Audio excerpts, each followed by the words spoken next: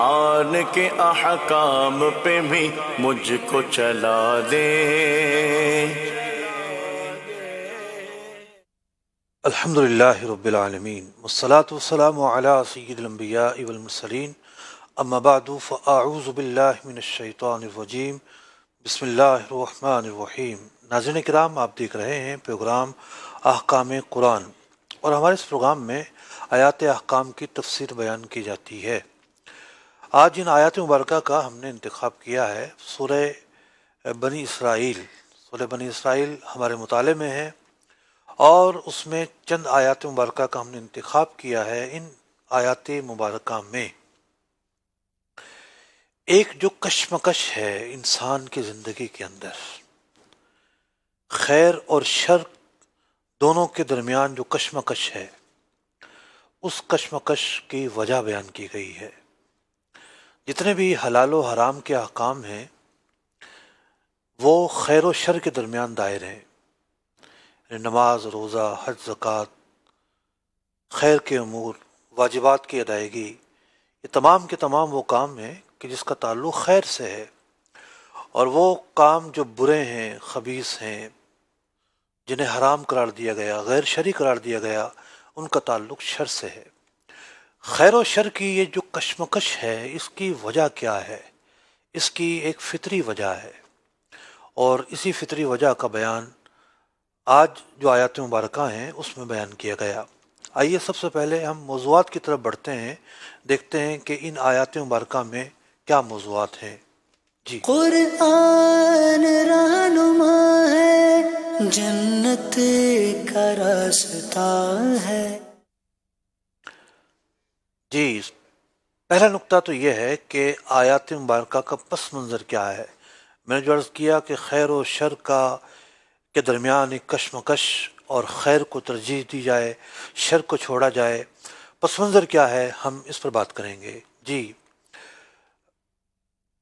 منتخب آیت احکامی لکھنے میں غلطی ہوئی ہے، جو میں نے لکھ کر دیا تھا وہ جملہ نہیں لکھا گیا۔ منتخب آیت احکامی کا پس منظر کیا ہے؟ تین چار آیات میں ایک آیت وہ ہے جو خاص ہمارے پروگرام کے اندر جس کا انتخاب کیا گیا۔ جی، ان کے مضامین میں یہ ہے کہ شیطانی فتنہ میں آواز کا فریب ہے۔ اس فریب سے کیا مراد ہے؟ جی، شیطانی فتنے میں اس کے لشکر سے کیا مراد ہے؟ جی، اموال میں شیطانی فتنہ سے کیا مراد ہے؟ اور اولاد میں شیطانی فتنے سے کیا مراد ہے؟ یہ وہ موضوعات ہیں ناظرین کرام کہ جن کو آج ہم زیر بحث لے کر آئیں گے۔ آئیے بڑھتے ہیں پروگرام کے باقاعدہ آغاز کی طرف۔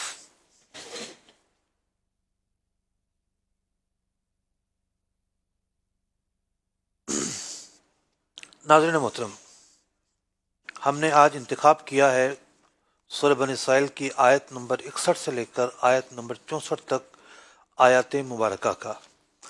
ان آیات کا پس منظر یہ ہے کہ جب اللہ رب العزت نے شیطان کو دھتکار دیا، جب اس نے نافرمانی کی، جب حضرت آدم علیہ نبینا و علیہ السلام کو سجدہ کرنے سے انکار کیا، اس کا غرور غالب آیا اور اس کے تکبر نے اسے برباد کر کے رکھ دیا۔ تو اس تناظر میں شیطان نے ایک چیلنج دیا کہ میں تیرے بندوں کو بہکاؤں گا۔ اللہ رب العزت نے اسے مہلت عطا کی، اور پھر یہ فرمایا گیا کہ ان چیزوں کے ذریعے بہکا سکتے ہو تو بہکا دو۔ یہ ان آیات مبارکہ کا پس منظر ہے۔ اور آئیے سب سے پہلے، چونکہ اصل جو ہماری آج کے اس پروگرام کے فارمیٹ کے مطابق زیر بحث جو آیت ہے جس پر ہم تفصیل سے گفتگو کریں گے، وہ تو آیت نمبر 64 ہے، لیکن جو اس سے پہلے کی تین آیات مبارکہ ہیں 61، 62 اور 63، یہ ایک کلام کا سیاق اور کلام کا پس منظر بیان کر رہی ہیں۔ تو ہم ون بائی ون ان آیات مبارکہ کی تلاوت سنتے ہیں اور تھوڑا بہت ان کا جائزہ لیتے ہیں۔ جی، قرآن رہنما ہے، جنت کا راستہ ہے۔ وَإِذْ قُلْنَا لِلْمَلَائِكَةِ الملائكة اسجدوا لآدم فسجدوا إلا إبليس قال أأسجد لمن خلقت طينا. ترجمہ کنز ایمان۔ اور یاد کرو جب ہم نے فرشتوں کو حکم دیا کہ آدم کو سجدہ کرو تو ان سب نے سجدہ کیا سوا ابلیس کے۔ بولا کیا میں اسے سجدہ کروں جسے تو نے مٹی سے بنایا؟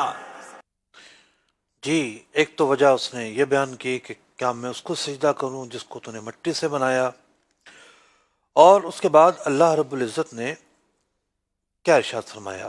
جی اگلے آیت مبارکہ۔ قرآن رہنما ہے، جنت کا راستہ ہے۔ قال أرأيتك هذا الذي كرمت علي لئن أخرتني إلى يوم القيامة لأحتنكن ذريته إلا قليلا. ترجمہ کنز ایمان۔ بولا دیکھ تو جو یہ تو نے مجھ سے معزز رکھا، اگر تو نے مجھے قیامت تک مہلت دی تو ضرور میں اس کی اولاد کو پیس ڈالوں، یعنی برباد کر ڈالوں گا، مگر تھوڑا۔ ناظرین اکرام، یہاں شیطان یہ درخواست کرتا ہے کہ مجھے مہلت دی جائے اور جو میرے عزائم ہیں میں ان عزائم کو پورا کر کے دکھاؤں گا۔ شیطان کا یہ مقولہ قرآن پاک میں بیان کیا گیا، اور ساتھ ہی بھی بیان کیا گیا کہ شیطان نے یہ کہا کہ صرف تھوڑے لوگ بچیں گے جو میرے وار سے بچ پائیں گے، میں ان سب کو پیس ڈالوں گا، رون ڈالوں گا، اپنے بہکاوے میں لے لوں گا۔ اس کے بعد کیا فرمایا گیا؟ آئیے آیت نمبر 63 کی تلاوت سنتے ہیں۔ قرآن رہنما ہے، جنت کا راستہ ہے۔ قال اذهب فمن تبعك منهم فإن جهنم جزاؤكم جزاء موفورا. ترجمہ کنز ایمان۔ فرمایا دور ہو تو ان میں جو تیری پیروی کرے گا تو بے شک تم سب کا بدلہ جہنم ہے، بھرپور سزا۔ ناظرین کرام، اس سوال کا جواب تو یقینی طور پر آپ کے سامنے آ چکا ہوگا کہ جو خیر و شر کے درمیان انسان کی فطرت میں، انسان کے خمیر میں ایک کشمکش رہتی ہے، اس کشمکش کا سبب کیا ہے؟ انسان کے سامنے ایک راستہ خیر کا ہوتا ہے، اس طرف بھی جانا چاہتا ہے، ایک راستہ شر کا ہوتا ہے، دل وہاں بھی للچا رہا ہوتا ہے۔ اس خیر اور شر کا پس منظر یہ ہے کہ خیر اور شر دونوں چیزیں وجود رکھتے ہیں۔ اللہ رب العزت نے ہمیں خیر کی طرف بڑھنے کا حکم دیا، شیطان ہے کہ جو ہمیں شر کی طرف مائل کرتا ہے، اور شیطان کو بھی اللہ تعالیٰ نے مہلت دی ہے، شیطان کا وجود ہے، شیطان بندے کو ورگلاتا ہے، یہ بات بھی حق ہے۔ شیطان کی جو اولاد ہے وہ اس کی معاون و مددگار ہے۔ شیطان انسان کے دل پر وسوسہ ڈالتا ہے، ایک خیال ڈالتا ہے، یہ بات بھی حق ہے۔ تو پہلے تو ہمیں یہ ماننا پڑے گا کہ ہم ہر قسم کی عصمت میں نہیں ہیں، ہم محض حفاظت میں نہیں ہیں، ہم محض حصار میں نہیں ہیں، بلکہ ہم نشانے پر ہیں۔ جو شخص اپنے دشمن سے بالکل بے نیاز ہو جائے، مطمئن ہو جائے، وہی سب سے زیادہ ہلاکت میں پڑتا ہے۔ ایک تاجر ہر وقت اسے کھٹکا لگا رہتا ہے کہ نقصان نہ ہو جائے۔ جو رزق پہنچانے والی چیزیں ہیں، یعنی وہ چیزیں ہیں کہ جن میں رزق ہے، خطرات ہیں، ہر وقت اس کے سامنے رہتے ہیں، تو پھر رسک مینجمنٹ کا ایک پورا مضمون اور سبجیکٹ وجود میں آیا کہ جناب اگر آپ محاذ پر کھڑے ہیں، فوجی ہیں، آپ کو کیا خطرات لاحق ہیں، آپ اگر بزنس میں ہیں آپ کو کیا خطرات لاحق ہیں، آپ نوکری پر ہیں، آپ کی نوکری کب جا سکتی ہے، کیا خطرات لاحق ہیں. تو انسان جہاں بھی ہوتا ہے رزق اور خطرات کو ہمیشہ فوقیت دیتا ہے. سفر کے اندر جتنی بھی مہنگی سے مہنگی چیزیں آ رہی ہیں اس کی بنیاد کیا ہے کہ اس میں جو سیکیورٹی ہے وہ مضبوط ہوتی ہے، رسک کو کم سے کم رکھا جاتا ہے. انسان جو ہے گاڑیاں چلاتا ہے، نئے سے نئے بریک کے سسٹم آ گئے، اب تو سارے بریک گاڑیوں کے کمپیوٹرائز ہو گئے ہیں. ایسے طریقے سے بریک لگتی ہے کہ گاڑیاں سلپ نہیں ہوتی، کلٹی نہیں ہوتی، ٹھہر جاتی ہیں. ایئر بیگس آ گئے ہیں کہ کسی بھی حادثے کی وجہ سے انسان کی جان نہ جائے. تو رسک کو سامنے رکھ کر پلاننگ کرنا یہ ہمیں ہر طرف نظر آ رہا ہے. تو آخر کیا وجہ ہے کہ شیطان کے رزق کو ہم بھول گئے، جس کا برملا اعلان قرآن میں موجود ہے، جس کا برملا ثبوت قرآن میں موجود ہے.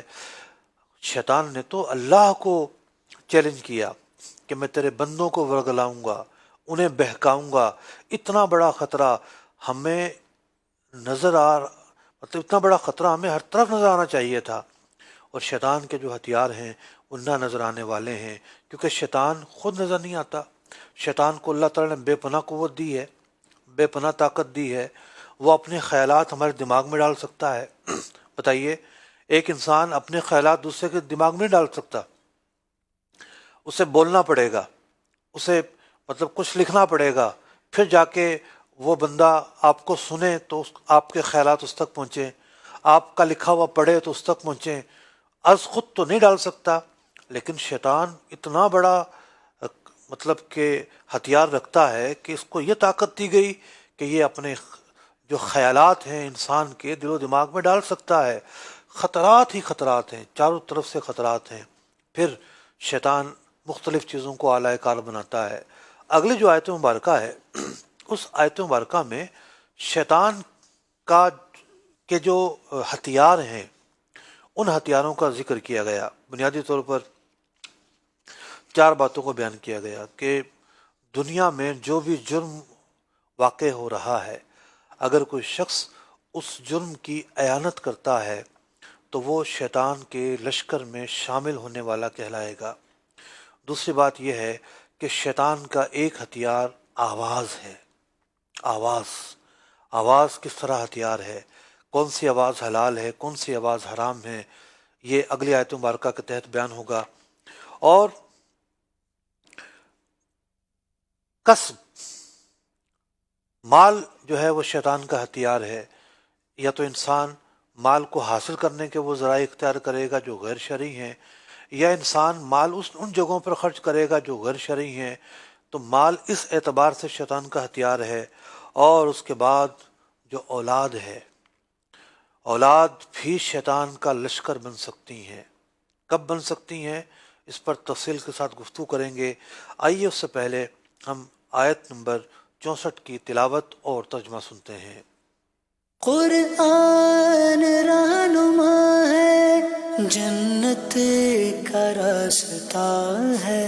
واستفزز من استطعت منهم بصوتك وأجلب عليهم بخيلك ورجلك وشاركهم في الأموال والأولاد وعدهم وما يعدهم الشيطان إلا غرورا. ترجمہ کنز ایمان. اور ڈگا دے یعنی بہکا دے ان میں سے جس پر قدرت پائے اپنی آواز سے، اور ان پر لام باندھ لا یعنی فوجی لشکر چڑھا لا اپنے سواروں اور اپنے پیادوں کا، اور ان کا ساجی ہو مالوں اور بچوں میں، اور انہیں وعدہ دے، اور شیطان انہیں وعدہ نہیں دیتا مگر فریب سے. ناظرین کرام، اس آیت مبارکہ میں آپ نے سنا کہ اللہ رب العزت نے شیطان کے مختلف ہتھیاروں کا ذکر کیا. اس میں پہلی چیز جو ذکر کی گئی وہ آواز، دوسرا اس کے ساتھی، تیسرا اموال، اور چوتھی جو چیز بیان کی گئی وہ اولاد. آواز سے کیا مراد ہے؟ آواز کے تعلق سے مختلف جو ہے وہ اقوال مفسرین نے بیان کیے. امام مجاہد رحمۃ اللہ تعالی علیہ فرماتے ہیں کہ آواز سے مراد غنا اور لہو ہے. یعنی انسان جو ہے جب میوزک کی طرف آتا ہے، انسان جو ہے جب ساز و باجے کی طرف آتا ہے تو وہ اس کے بہکنے کا آغاز ہو جاتا ہے. میوزک کو انسان کے اندر خیر بھی چھپا ہے، شر بھی چھپا ہے. انسان کے اندر شرافت بھی چھپی ہوئی ہے اور شرافت بھی چھپی ہوئی ہے اور شرارت بھی چھپی ہوئی ہے. شرارت ہو یا شرافت ہو، چنگاری چاہیے ہوتی ہے. دونوں چیزوں کو جگانے کے لیے ایک چنگاری چاہیے ہوتی ہے. قوت ایمانی کی جو چنگاری ہے وہ شرافت کو جگاتی ہے، وہ حیا کو جگاتی ہے، وہ انسان کی کرامت کو جگاتی ہے. قوت ایمانی کی جو چنگاری ہے وہ اللہ کی طرف بلاتی ہے، وہ خیر کی طرف بلاتی ہے. جبکہ جو شیطانی قوت کی چنگاری ہوتی ہے وہ بندے کو زنا کی طرف بلاتی ہے، وہ فحاشی کی طرف بلاتی ہے، وہ بندے کو غفلت کی طرف بلاتی ہے، وہ بندے کو سستی اور کاہلی کی طرف بلاتی ہے. تو یہ دونوں چیزیں انسان کے اندر ہوتی ہیں. دائی کیا ہے، محرک کیا ہے، یہ ایک مین چیز ہے. تو قرآن یہ کہتا ہے کہ جو آواز ہے، آواز شیطان کا ایک اہم ترین ٹول ہے، اہم ترین ہتھیار ہے. اور بڑے بڑے مفسرین نے اس آواز کی، یعنی امام مجاہد بہت بڑے تابعی ہیں، تو امام مجاہد رحمۃ اللہ تعالی علیہ اس آواز کی جو تشریح بیان کر رہے ہیں وہ یہ تشریح بیان کر رہے ہیں کہ آواز سے مراد ہے ساز. تو یہی وجہ ہے کہ جو فساق لوگ ہوتے ہیں، بد کردار لوگ ہوتے ہیں، اگر ان کی زندگی دیکھی جائے تو ان کی زندگی کے اندر ساز و مستی زیادہ ملے گی. ان کی شراب کی محفلیں جب جمتی ہیں تو انہیں ساز اور مستی چاہیے ہوتی ہے. وہ ان کے سامنے رقص ہونا چاہیے، ان کے سامنے لڑکیاں ناچنی چاہیے، ان کے سامنے میوزک بجنے چاہیے. ان کی شہوت کی آگ کو بھڑکانے کے لیے یہ جو چیزیں ہیں یہ چیزیں ایندھن بنتی ہیں.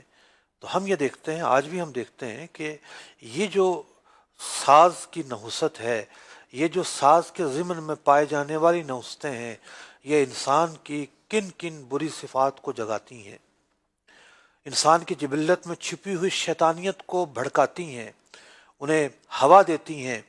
اور قرآن یہ کہتا ہے کہ آواز جو ہے وہ شیطان کا بہت بڑا ہتھیار ہے. امام فخر الدین رازی رحمۃ اللہ تعالی علیہ اس پہلو سے یہ لکھتے ہیں کہ امام مجاہد سے مروی ہے کہ یہاں غنا اور لہو دونوں چیزیں مراد ہیں.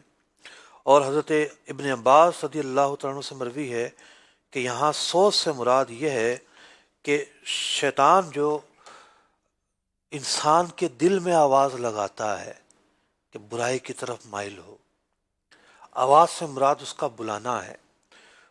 اب جو انسان اس کی پیروی کرتا ہے تو یہ پیروی کر کے شیطان کے لشکر میں داخل ہو جاتا ہے، شیطان کے گروہ کا حصہ بن جاتا ہے، شیطان کا چیلنج اس کے ذریعے کامیاب ہو جاتا ہے. اور شیطان نے جو یہ کہا تھا کہ اکثر بندوں کو میں ورگ لا لوں گا، وہ بات سچی ثابت ہو جاتی ہے. تو بات یہ ہے کہ شیطان کی اس آواز پر بندہ آگے بڑھے، یا شیطان کا جو ہتھیار ہے مزامیر کی صورت میں، میوزک کی صورت میں، بندہ اس میں آگے بڑھے. دونوں ہی صورتوں کے اندر بات یہ ہے کہ انسان ہلاکت کی طرف بڑھتا ہے. حضرت سیدنا ضحاک رضی اللہ تعالیٰ عنہ سے مروی ہے کہ گانا دل کو خراب اور اللہ عز و جل کو ناراض کرتا ہے. امام سیوطی رحمۃ اللہ تعالیٰ علیہ فرماتے ہیں کہ حضرت یزید بن ولید رحمۃ اللہ تعالیٰ علیہ کہتے ہیں کہ گانے باجے سے اپنے آپ کو بچاؤ، کیونکہ یہ شہوت یعنی بری خواہش کو ابھارتے ہیں، غیرت کو برباد کرتے ہیں، یہ شراب کے قائم مقام ہیں. ناظرین کرام، یہ تو تھی بات پہلا جو ٹول ہے اس کے تعلق سے. اور نبی اکرم علیہ السلام کی حدیث مبارکہ کہ نہیت عن صوتین احمقین، مجھے دو بری آوازوں سے دور رہنے کا کہا گیا، فَأَجْرِيَيْن فَذَكَرَ الْغِنَا، یعنی جو بری آوازیں ہیں، ایک آپ نے فرمایا غنا یعنی گانے کی آواز، اور دوسرا فرمایا نوحہ کرنے کی جو آواز ہے، یہ بری جو آواز ہے، اس سے دو جو بری آوازیں ہیں ان میں سے گانا جو ہے ایک بری چیز ہے۔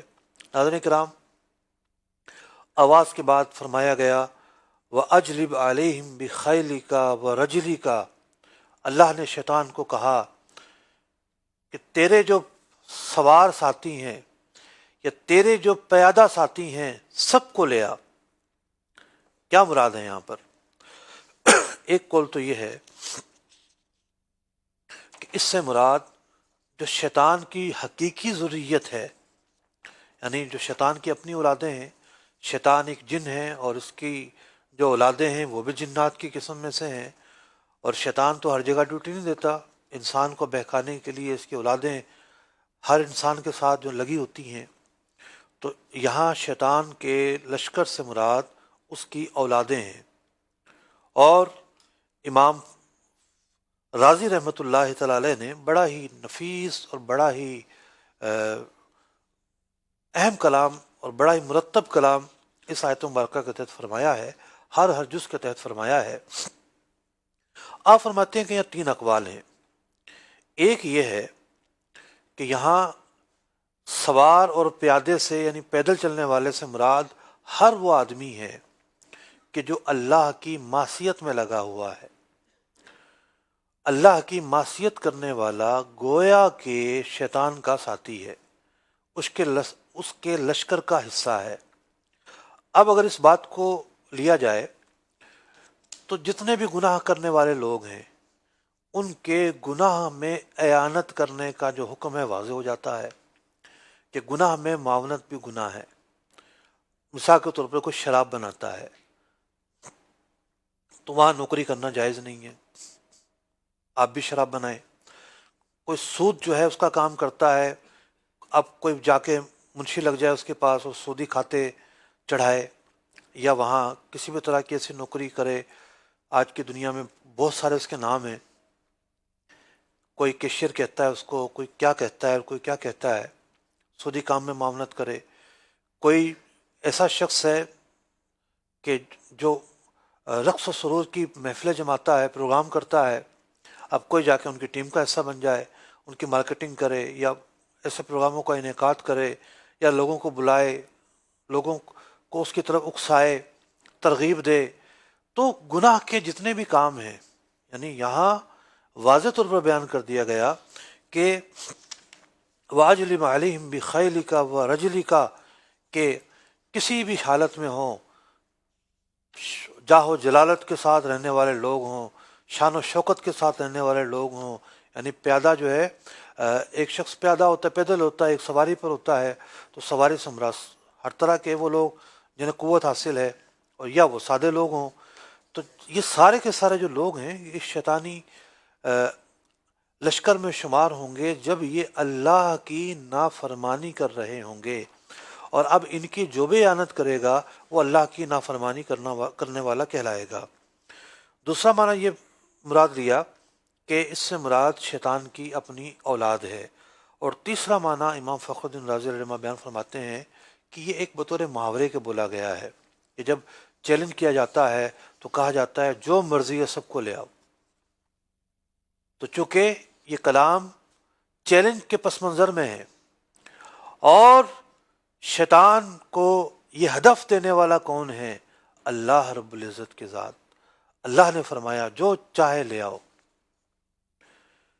امام فخر الدین رازی فرماتے ہیں راجع یہ ہے کہ یہاں پہلا معنی مراد ہے، یعنی بندوں میں سے جو بھی اللہ کی معصیت کرے گا وہ یہاں مراد ہے کہ وہ شیطان کے لشکر کا حصہ ہوگا، شیطان کا لشکری ہوگا، شیطان کا ساتھی ہوگا، اس کا معاون و مددگار ہوگا، اس کے گروہ میں داخل ہونے والا ہوگا۔ تو اندازہ لگائیے، علماء آپ کو اللہ کی طرف بلاتے ہیں، صالحین آپ کو اللہ کی طرف بلاتے ہیں، اولیاء اللہ آپ کو اللہ کی طرف بلاتے ہیں، آپ کو نماز کی طرف بلانے والا اچھا نظر نہیں آتا، آپ کو تلاوت کی طرف بلانے والا اچھا نظر نہیں آتا، آپ کو فیس بک پر، ٹویٹر پر، واٹس ایپ پر وہ ویڈیو اچھی لگتی ہیں جس میں فحاشی ہو، جس کے اندر مذاق و مسخری ہو، جس کے اندر غفلت ہو، جس کے اندر اللہ سے دوری ہو، جس کے اندر اللہ کی نافرمانی ہو، جس کے اندر غیر شرعی باتیں ہوں۔ کیوں؟ کیونکہ آپ نے خود کو چھوڑ دیا ہے شیطان کے رحم و کرم پر، آپ اس کے ساتھی بن گئے ہیں، آپ کی جو غیرت ایمانی ہے وہ کمزور ہو کر رہ گئی ہے۔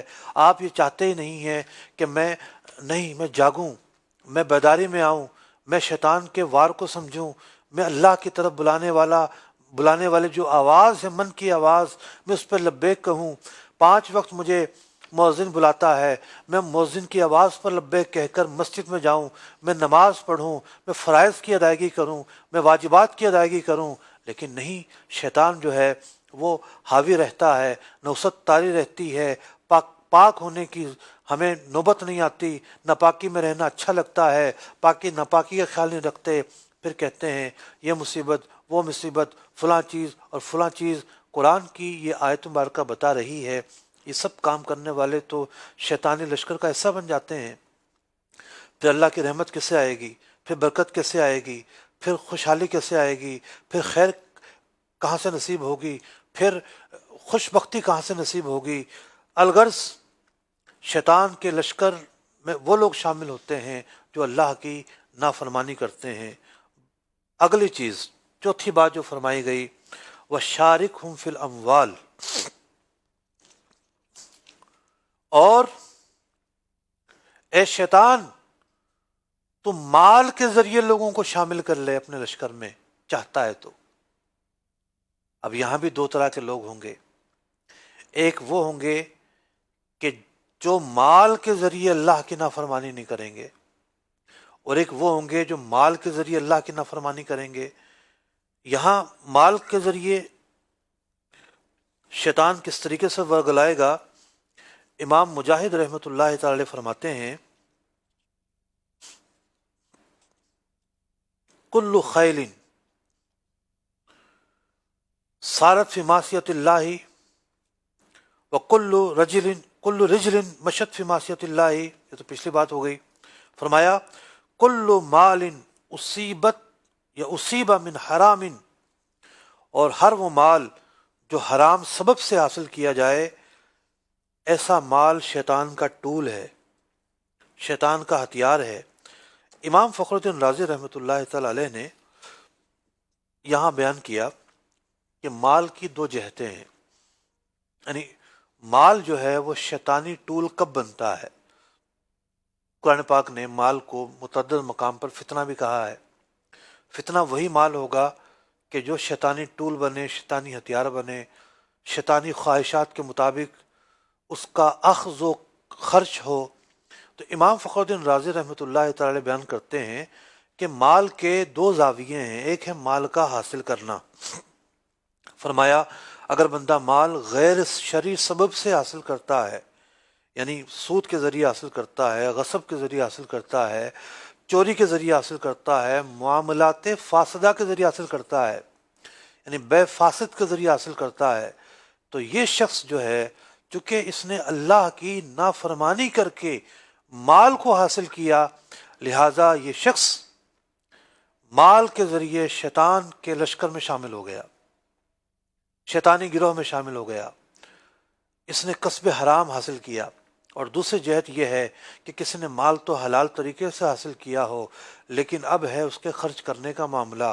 اگر اس کا مال اللہ کی نافرمانی پر خرچ ہوتا ہے، گناہ پر خرچ ہوتا ہے، فحاشی پر خرچ ہوتا ہے، اس کا مال جوئے پہ خرچ ہوتا ہے، زنا پر خرچ ہوتا ہے، یا اسراف کے طور پر خرچ ہوتا ہے، تو یہ شخص جو ہے اپنے مال کو اللہ کی نافرمانی پر خرچ کرتے ہوئے شیطان کا معاون و مددگار بن گیا، اس کی منشا اور مراد کو اس نے پورا کر دیا۔ تو یوں نہ انسان اپنی خواہشات میں آزاد، نہ انسان اپنی جو ہے وہ جو بھی اس کے افعال ہیں اس میں آزاد، اور نہ ہی انسان اپنے مال میں آزاد ہے۔ انسان کو اپنے مال کے ذریعے بھی اللہ کی اطاعت بجا لانی ہے۔ مال جائز طریقوں سے حاصل کرنا ہے اور مال جائز مقام اور جائز جگہ پر خرچ کرنا ہے. تو یہ تیسری چیز تھی کہ جو شیطان کے ٹول کے طور پر ذکر کی گئی کہ شیطان جو ہے اس کا ایک ٹول یہ ہے کہ وہ مال کے ذریعے بندوں کو اپنے لشکر میں شامل کرتا ہے. بہت سارے لوگ ہیں حاجی نمازی ہوتے ہیں، نیک ہوتے ہیں، نمازیں بھی پڑھتے ہیں، لیکن مال کے معاملے میں بڑے کوتاہ ثابت ہوتے ہیں. ان کی جو آمدنی ہے وہ اتنی صاف نہیں ہوتی، ان کی جو آمدنی ہے وہ ستھری نہیں ہوتی، ان کی جو آمدنی ہے وہ بالکل بھی کسب حلال قرار نہیں پاتی.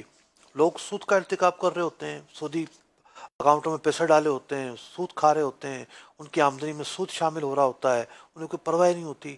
تو غفلت سے بیدار ہونے کی ضرورت ہے اور یہ سمجھنے کی ضرورت ہے کہ اس آیت مبارکہ میں اللہ رب العزت نے واضح طور پر یہ فرما دیا کہ جو مال ہے وہ بھی شیطانی ہتھیاروں میں سے ایک ہتھیار بن جاتا ہے اور اس مال کے ذریعے بھی آپ شیطان کی اعانت اور مدد کر رہے ہوتے ہیں. پانچویں چیز بڑی اہم چیز ہے اور آج ہم اس چیز کے ذریعے بڑی غفلت میں ہیں. اللہ رب العزت نے ارشاد فرمایا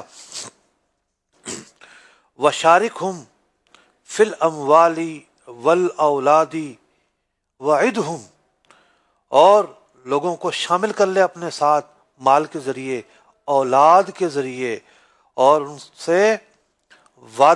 سے وعدے کر. وَمَا يَعِدُهُمُ الشَّيْطَانُ إِلَّا غُرُورًا، اور شیطان کے وعدے یقینی طور پر فریب پر مبنی ہیں. ناظرین محترم، بات یہ ہے کہ اولاد کے ذریعے کوئی بندہ شیطانی لشکر میں کیسے شامل ہوتا ہے. امام فخر الدین رازی رحمۃ اللہ تعالی علیہ 5 صورتیں بیان کرتے ہیں کہ 5 ایسی صورتیں ہیں جب بندہ اولاد کے ذریعے شیطانی لشکر میں شامل ہوتا ہے.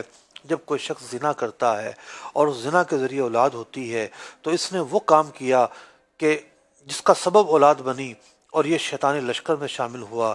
ٹھیک ہے، وہ جو ولد الحرام ہیں اس کا کوئی قصور نہیں ہے، لیکن پھر بھی بعض معائب ایسے ہوتے ہیں، بعض برائیاں ایسی ہوتی ہیں جو صرف ولد الحرام سے ہی سرزد ہوتی ہیں. تو معاشرے پر وہ بوجھ تو ہوتے ہیں، لیکن اصل یہاں جو بیان اصل مقصود ہے وہ ہے اس کا وہ فعل کہ جو ولد حرام کا باعث بنا، سبب بنا، یعنی زنا. اولاد بول کر یہاں زنا کی حرمت مراد ہے.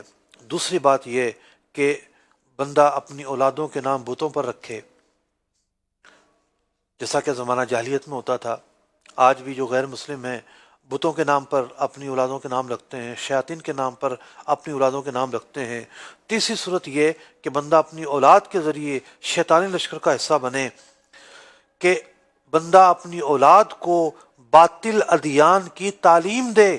وہ جو حدیث میں فرمایا کہ ہر بچہ دین فطرت پر پیدا ہوتا ہے مگر یہ کہ اس کے والدین اسے یہودی بنا دیتے ہیں، اسے نصرانی بنا دیتے ہیں.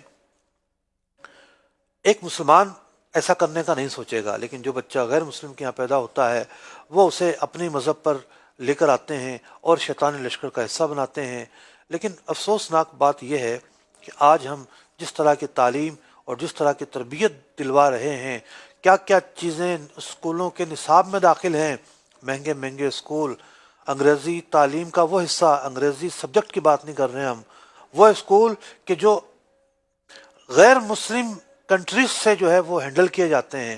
ان کے اندر کیا کیا تھیوریز پڑھائی جا رہی ہیں، کیا کیا چیزیں پڑھائی جا رہی ہیں. یعنی بہت سارے غیر مسلم ممالک ایسے ہیں کہ جس میں گے سیکس ایک تھیوری کے طور پر پڑھایا جا رہا ہے، لواطت ایک تھیوری کے طور پر پڑھائی جا رہی ہے. حالانکہ اسلامی نظریہ یہ ہے کہ جو لواطت کو حلال سمجھے وہ کفر کا مرتکب ہوگا. اس فعل کو حلال سمجھنا ہی کفر ہے، اور وہاں بچوں کو پڑھایا جا رہا ہے کہ یہ بھی ایک حصہ ہے، اس سے بھی ہم فطرتی تقاضے پورے کر سکتے ہیں. اس کو اچھا کر کے سکھایا جا رہا ہے. اور نہ جانے کون کون سی ایسی چیزیں ہیں کہ جو بچوں کو تعلیم میں سکھائی جا رہی ہیں. تو بندہ اپنی اولاد کے ذریعے شیطانی لشکر کا کس طرح حصہ بنے گا. غیر مسلم جو ادیان ہیں، ان کے جو افکار ہیں، ان کے جو طور ہیں، طریقے ہیں، ان کے جو مشاغل ہیں، انہیں اچھا کر کے اپنی اولاد کو جب سکھائے گا اور انہی کی طرف آگے بڑھائے گا تو یہ اپنی اولاد کے ذریعے شیطان کے لشکر کا ایک ساتھی بنے گا۔ چوتھی بات یہ کہ کوئی شخص اپنی اولاد کو قتل کرے، بہت ساری اس کی وجوہات ہو سکتی ہیں، جیسا کہ زمانہ جاہلیت میں ہوتا تھا کہ لوگ بیٹیوں کو نہیں چاہتے تھے، بیٹیاں نہ آئیں قتل کر دیتے تھے، یا بیٹیاں پیدا ہو تو قتل کر دیتے تھے۔ اور آج کل کے زمانے میں اسقاط حمل کا رواج عام ہے۔ جب بچہ میں 4 مہینے کا جو بچہ ہوتا ہے اس کا جو اس میں جان پڑ جاتی ہے، اب اگر کوئی اسقاط حمل کرواتا ہے تو بلا شبہ وہ قتل کا مرتکب ہوتا ہے۔ بہت سارے ممالک کے اندر 4 مہینے کے بعد بھی اسقاط حمل کی اجازت دی گئی ہے حال ہی میں، تو یہ قتل کے مترادف ہے۔ تو اولاد کو قتل کر کے بندہ ایک نافرمانی، اللہ کی نافرمانی کا ارتکاب کر کے شیطانی لشکر کا حصہ بنتا ہے۔ 5ویں چیز یہ ہے، بڑی اہم چیز، امام فخر الدین رازی علیہ رحمہ فرماتے ہیں کہ شیطان کے لشکر کا حصہ بندہ اپنی اولاد کے ذریعے کیسے بنتا ہے۔ 5 باتیں بیان فرمائیں۔ ایک یہ کہ بندہ زنا کرے، اولاد پیدا ہو، شیطان لشکر کا حصہ بنا۔ دوسرا یہ کہ اولاد کے نام بتوں کے نام پہ رکھے جائیں۔ تیسری یہ کہ انہیں باطل ادیان کی تعلیم دی جائے۔ چوتھی یہ کہ بندہ اولاد کو قتل کر کے شیطانی لشکر کا حصہ بنے۔ اور 5ویں بات یہ کہ اولاد کی ایسی گندی تربیت کرے کہ وہ شیطانی منصوبوں کو پروان چڑھائے۔ امام فخر الدین رازی رحمۃ اللہ تعالی علیہ نے یہاں غلط تربیت کے تعلق سے جو باتیں بیان کیں، 3 باتیں بیان کیں۔ فرمایا ایک یہ کہ انہیں فحش اشعار یاد کرنے کی ترغیب دی جائے۔ ایک کچا ذہن، ایک کوڑا کاغذ، جب اس میں آپ برائی لکھ دیں گے تو وہ اس کی زندگی برائی ہی بن جائے گی، اس کو برائی کے سوا کچھ بھی نظر نہیں آئے گا۔ اور فرمایا انہیں قتل و قتال یا خبیث پیشے اختیار کرنے کی ترغیب دی جائے۔ ڈاکو کا بیٹا ڈاکو بنتا ہے، چور کا بیٹا چور بنتا ہے، مجرم کا بیٹا مجرم بنتا ہے، یا جو چور بنتے ہیں یا ڈاکو بنتے ہیں ان کے ماں باپ ڈاکو نہیں ہوتے، لیکن ان کے ماں باپ انہیں ڈھیل دیتے ہیں، انہیں سہولت کاری دیتے ہیں، انہیں روکتے نہیں ہیں۔ تو یہ ماں باپ اس غلط تربیت کی وجہ سے اپنے بچوں کو شیطان کا اعلی کار بناتے ہیں، شیطانی ٹولز کو آگے بڑھاتے ہیں اور شیطانی لشکر کا خود بھی حصہ بنتے ہیں۔ اور تیسری بات یہ کہ والدین انہیں ایسی راہ دکھائیں کہ جو غیر شرعی ہیں، جو قبیح ہیں۔ تو ناظرین محترم، دیکھا آپ نے کہ اللہ رب العزت ارشاد فرما رہا ہے کہ شیطان نے چیلنج دیا اور اللہ نے بھی فرما دیا کہ تم اگر چاہتے ہو تو اپنی آواز کے ذریعے، تم اگر چاہتے ہو تو اپنے لشکر کے ذریعے، تو اگر چاہتا ہے تو شیطان کو کہا گیا کہ تو اگر چاہتا ہے تو اپنے لشکر کے ذریعے، اور تو اگر چاہتا ہے تو ان کی اولاد کے ذریعے، ان کے اموال کے ذریعے ان کو بہکاؤ۔ لیکن اللہ کے جو نیک بندے ہیں وہ ان میں سے کسی بات کا ارتکاب کر کے نہیں بہکیں گے۔ وہ غلطی بھی ہو جائے گی، توبہ کر لیں گے، اللہ کے قریب آ جائیں گے۔ ناظرین محترم، فیصلہ ہم نے کرنا ہے۔ خیر و شر کے درمیان جو کشمکش ہے، اس میں ہم نے خیر کو ترجیح دینی ہے یا شر کی طرف بڑھنا ہے۔ اللہ رب العزت ہمیں خیر پر استقامت نصیب فرمائے، شر سے محفوظ فرمائے، شیطانی فتنوں سے محفوظ فرمائے، شیطانی ہتھیاروں سے محفوظ فرمائے اور شیطانی وساوس سے محفوظ فرمائے۔ آمین بجاہ النبی الامین صلی اللہ تعالی علیہ وسلم۔